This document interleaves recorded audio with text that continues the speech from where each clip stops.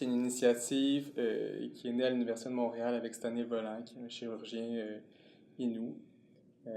Puis en fait, le concept des mini-écoles, c'est de partir avec des étudiants dans les professions de la santé à l'Université de Montréal, puis d'aller passer des journées dans les communautés autochtones, dans les écoles primaires et secondaires, pour aller rencontrer les jeunes, puis euh, surtout stimuler leur intérêt pour l'école, pour les sciences, puis euh, pour, dans le fond, aussi éveiller un peu leur intérêt pour les professions de la santé. Euh, Comment ça se passe habituellement quand on se rend là-bas? On passe habituellement toute une journée, donc avant-midi, après-midi. Puis on part une quarantaine d'étudiants de tous les programmes de la santé de l'Université de Montréal. Donc je pense qu'on rejoint environ 13 programmes. Puis aussi des programmes des domaines psychosociaux, donc travail social, puis aussi des étudiants en psychologie qui viennent. Donc on passait ça une quarantaine d'étudiants. Puis comment ça se passe la journée habituellement, c'est qu'on divise le groupe en deux. Donc il y a environ une vingtaine d'étudiants qui restent dans les gymnases, puis qui tiennent des kiosques qui, dans le fond, montrent un peu qu'est-ce que chacun des programmes de la santé euh, est, puis qu'est-ce que, dans le fond, un peu le métier euh, dans quoi ils étudient, qu'est-ce que c'est ce métier-là. Donc, dans le fond, il y a un kiosque pour chaque programme. Donc, un kiosque de médecine dentaire, un kiosque de médecine, un kiosque de kinésiologie, etc. Puis, les étudiants, dans le fond, les élèves là-bas peuvent parcourir tous les kiosques, puis en apprendre un peu davantage là, sur les métiers de la santé. Puis ça se fait vraiment de façon comme hyper ludique. Donc c'est souvent par des jeux, c'est pas comme des exposés oraux là, sur qu'est-ce que un dentiste. C'est vraiment des petits ateliers. Puis c'est habituellement les étudiants de l'Université de Montréal sont super bons pour faire justement des kiosques super intéressants. Puis les jeunes aiment ça habituellement. Une des choses qu'on observe à travers ces kiosques-là, juste pour ajouter un peu là-dessus, c'est effectivement, ce sont des kiosques très pratiques, hein. On voulait beaucoup que les écoliers mettent la main à la pâte, que ce ne soit pas uniquement des cours qui soient donnés pendant ces kiosques-là, mais que ce soit très interactif. Alors, les écoliers passent autant du primaire que du secondaire, quand ils font le tour de ces kiosques-là, manipulent des choses, manipulent des objets de simulation. Ça peut être des appareils dentaires, ils font des plombages carrément avec de la pâte à modeler avec une curette et puis donc ils simulent finalement un peu l'activité d'un vrai dentiste et c'est assez étonnant de voir l'attention que ces jeunes-là ont pour ces activités-là, ces kiosques-là. Souvent les professeurs nous font la remarque que tel élève a un déficit d'attention n'est pas capable de rester plus que 20 secondes à faire une seule tâche et là ils sont pendant 5-10 minutes des fois autour du même atelier, même kiosque. Alors, c'est assez intéressant et très stimulant de voir l'attention que des jeunes qui ont des déficits d'attention, toutes sortes de problèmes de comportement normalement en classe, portent là, à ces kiosques-là.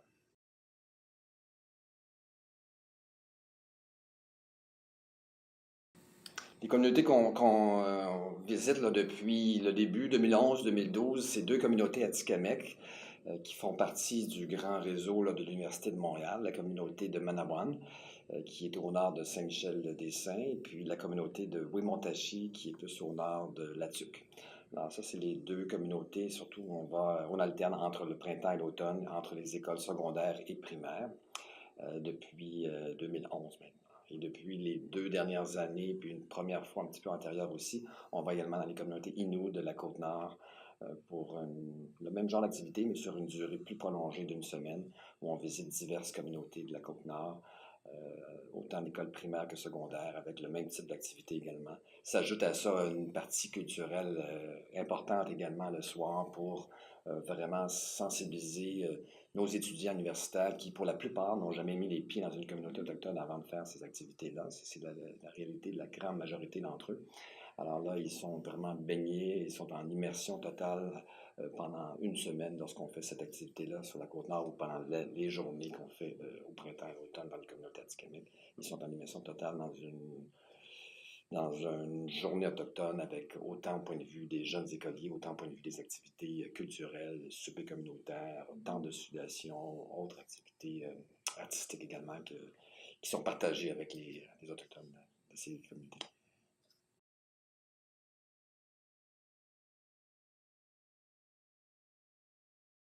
Ben, on pourrait dire aussi que il y a une partie des étudiants qui restent dans les gymnases, mais il y a aussi une autre moitié des étudiants qui, tout au long de la journée, vont dans les classes donner des petits ateliers. Donc, c'est des ateliers sur lesquels on travaille depuis le tout début des mini-écoles. Puis, dans le fond, ils sont ajustés aux tranches d'âge des étudiants, des élèves auxquels ils sont donnés ces ateliers-là.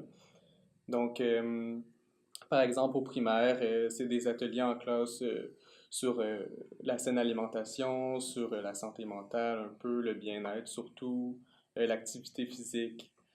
Donc, encore une fois, comme les kiosques, c'est des ateliers qui sont faits surtout au primaire de façon beaucoup plus ludique, donc par des activités de coloriage ou de collage, des choses comme ça. Puis on essaye le plus possible de susciter l'interaction des élèves là-bas. Donc c'est pas, encore une fois, c'est pas une présentation devant la classe sur qu'est-ce qui est bien de manger puis qu'est-ce qui est mal de manger. Là, c'est vraiment, on essaie de laisser la parole aux jeunes, puis de faire des jeux au tableau, puis de faire des activités. Par exemple, on fait une séance de yoga en classe, puis habituellement les jeunes adorent ça, puis c'est juste de susciter justement encore des intérêts pour l'activité physique, le bien-être, la saine alimentation. Puis sinon, au secondaire, c'est des sujets un peu plus sérieux, donc on va parler euh, de santé sexuelle, de toxico, puis encore une fois de santé mentale et bien-être. Puis encore une fois, on n'arrive pas là comme euh, en prétendant avoir tout le savoir sur ces sujets-là, puis euh, leur imposer ce savoir-là. Là. C'est vraiment, encore une fois, des discussions justement sur le bien-être, sur la drogue, sur la santé sexuelle, de voir un peu qu'est-ce que les autres y en pensent, c'est quoi leurs idées préconçues, puis après ça, s'il y a des petits ajustements, pas des ajustements, mais si il y a des points sur lesquels ils désirent plus discuter ou plus en connaître, ben là, les étudiants qui présentent les ateliers, ben, eux autres, ils leur offrent un peu des informations supplémentaires. Fait que je pense que c'est une autre partie de l'activité des mini-écoles qui est super importante puis qui est super appréciée aussi des élèves. Il y a beaucoup d'humour dans ça, hein. Même si Oui, c'est des oui, sujets sérieux, pour avoir assisté à quelques-unes de ces ateliers en classe, nos étudiants amènent ça de façon humoristique, tout ce qui est du côté santé sexuelle, par exemple, et pour essayer de faire participer les jeunes. Et souvent, le début, moi, ce que j'ai vu, c'est que dans les premières minutes, là, il y a comme pas de participation, tout le monde se tait, et tout le monde est un peu gêné dans la classe et tout ça, incluant les profs. Et puis, vers la fin, ben là, ça finit par embarquer, puis tout le monde embarque dans le sujet, dans l'activité en question. Alors, il y a une facilité qui se fait de façon ludique, intéressante, humoristique aussi, sur des sujets qui sont des fois un petit peu plus difficiles. Et puis nous, on trouve ça très important que ça soit fait par nos jeunes, par des étudiants, plutôt que ce soit des profs, par exemple, de l'université qui aient donné des cours en classe. C'était pas l'objectif de tout ça. L'objectif était vraiment d'avoir des étudiants universitaires qui sont évidemment un petit peu plus proches au point de vue âge et génération, disons, que les écoliers qu'on voit. Et puis le contact se fait de façon beaucoup plus facile et à chaque fois, c'est un succès. Mini-école après mini-école, et même si les générations d'étudiants se succèdent depuis maintenant 5 ou 6 ans, on a toujours la même appréciation d'une fois à l'autre. C'est très positif.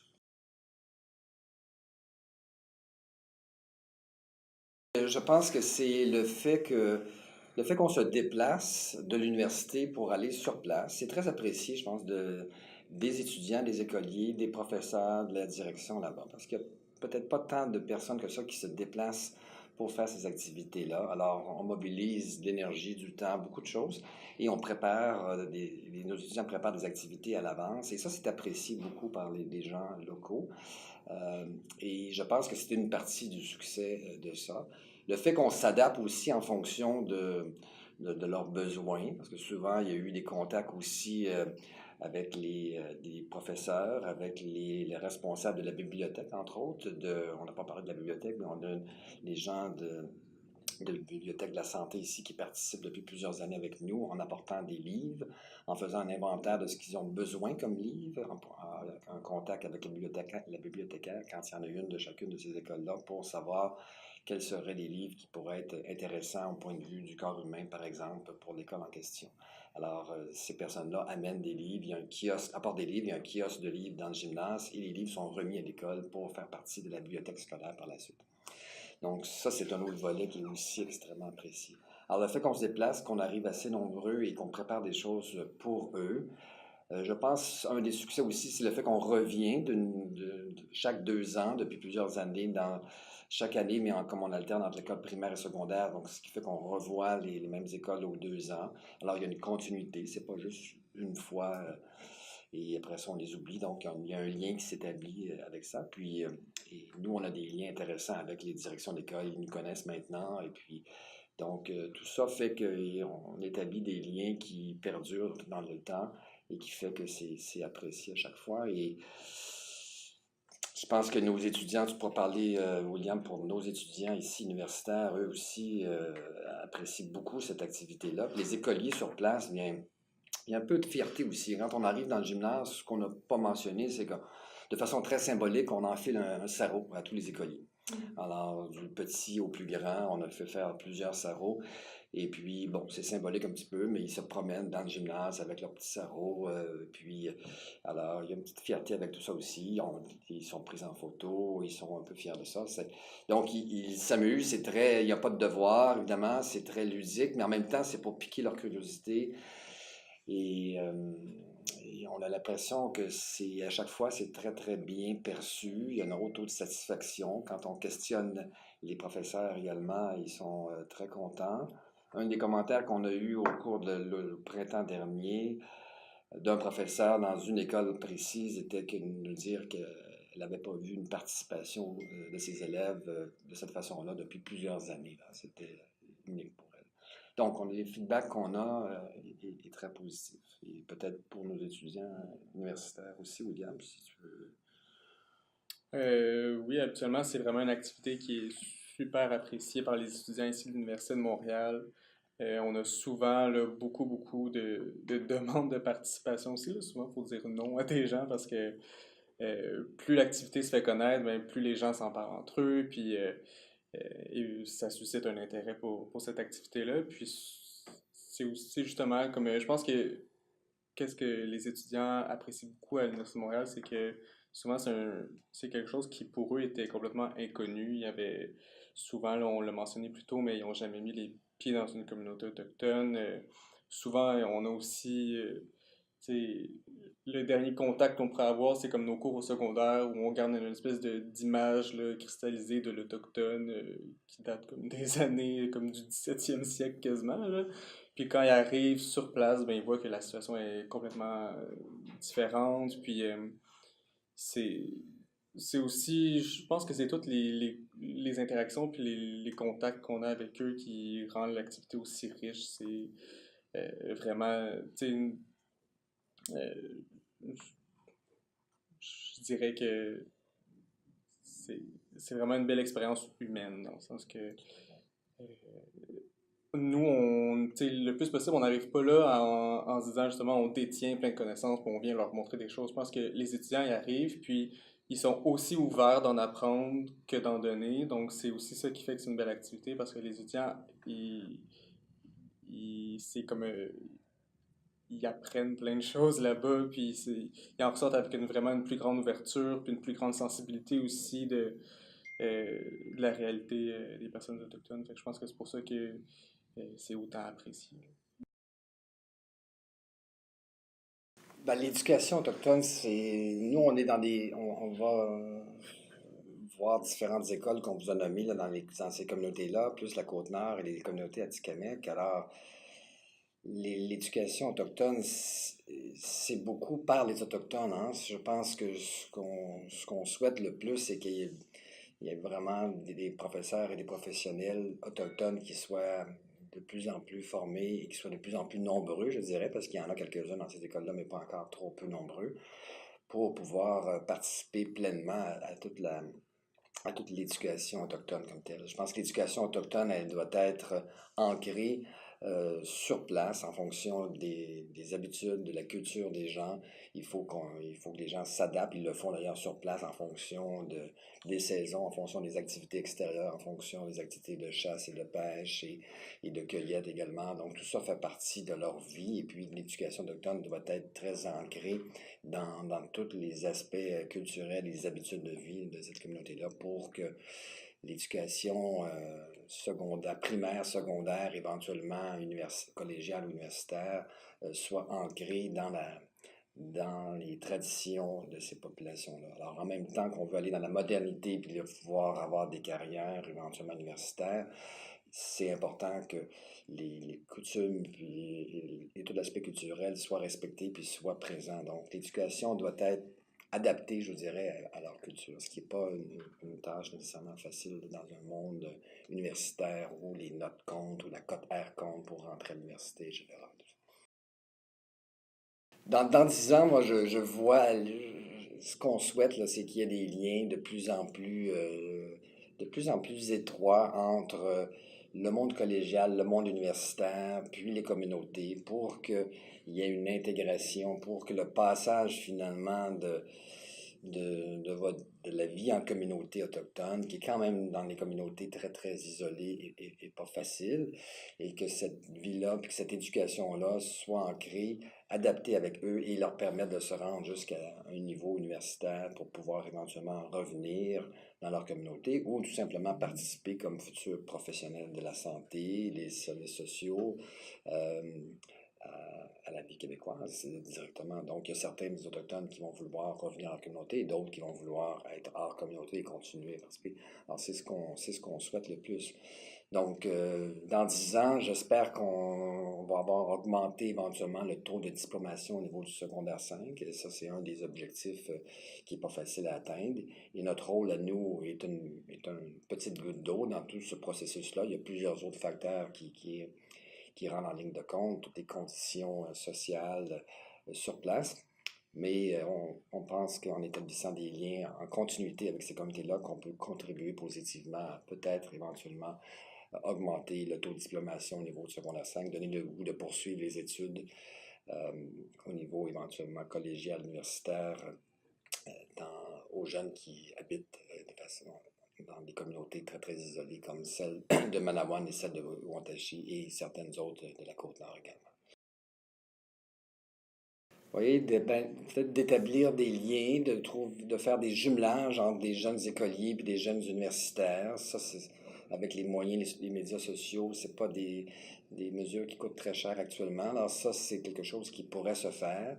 Le défi est de faire ça en continuité et ça remplace pas les contacts, évidemment, humains aussi, qui doivent être nécessaires puis qui nécessitent un déplacement. Alors, je pense qu'il y a moyen de faire certaines activités avec peu de ressources financières, mais ceci dit, à chaque fois qu'on se déplace dans ces communautés-là, ou qu'on veut que ces gens-là se déplacent éventuellement dans un monde universitaire, bien, il y a toujours des coûts et des frais reliés à ça qui sont un petit peu inévitables. Alors, oui, c'est un peu ça.